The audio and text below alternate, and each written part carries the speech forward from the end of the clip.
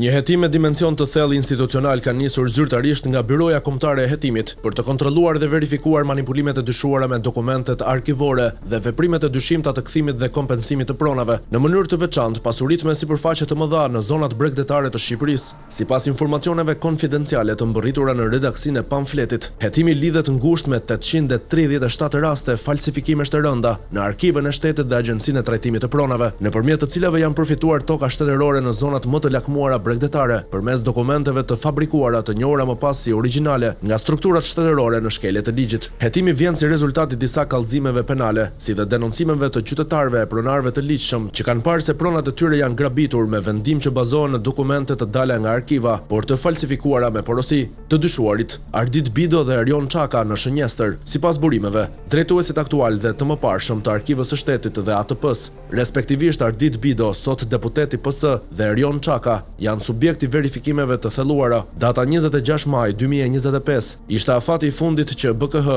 u kishte lënë institucioneve për të dorëzuar dokumentacionin e kërkuar, por përgjigjet kanë qenë zhgënjyese. Arkiva është justifikuar se Bido ka qenë i pezulluar për shkak të kandidimit. ATP kërkoi më shumë kohë përmes drejtorit të ri. BKH nuk do të presë më. Një zbarkim fizik në zyrat e të dy institucioneve është autorizuar nga drejtuesi i SPAK Altin Dumani për të sekuestruar dokumentacionin që dyshohet të jetë zhdukur, zëvendësuar ose manipuluar. Manipulimi i provave me dokumente të prodhuara pas 90-s. Sipas të dhënave, në shumë raste janë futur në arkiv dokumente false të krijuara pas vitit 2000, por të regjistruara në mikrofilmime si dokumenta para viteve 45. Pikërisht këto dokumente janë përdorur nga ATP për të njohur prona në emër të personave të lidhur me pushtetin, ndërkohë që pronarët e ligjshëm janë nxjerrë jashtëloje përmes pengesave burokratike dhe vendimeve të parsyetueshme administrative. Vetëm në zonat Vlorë, Himar, Sarand, Durrës dhe Tiranë janë regjistruar më shumë se 3860 hektar prona të rikthyera në mënyrë të dyshimt në vitet 2021-2024. Në shumë raste, prona shtetërore e bregdetare u kthyen në bazë të dokumentave që më parë nuk ekzistonin në regjistra, por që u futën në mënyrë të çuditshme në arkivën e pas vitit 2000. Rasti Koleka, 22.4 hektar në Vuno për familjarët e Edi Ramës.